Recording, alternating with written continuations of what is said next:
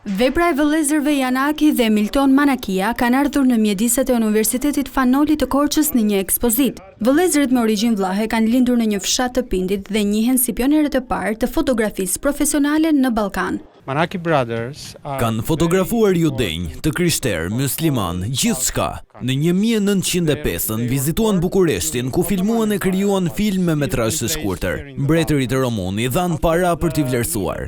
U kthyen në fshatin e tyre, bën përsëri një film. Ata kanë dokumentuar ngjarje të rëndësishme historike. Filmi i parë në Mbretërinë Otomane kapën çaste të rëndësishme. Ata shkuan në fshatin e tyre dhe filmuan gjyshen e tyre 140 vjeçare. Mendohet që është njeriu më i gjatë në botë e filmuar.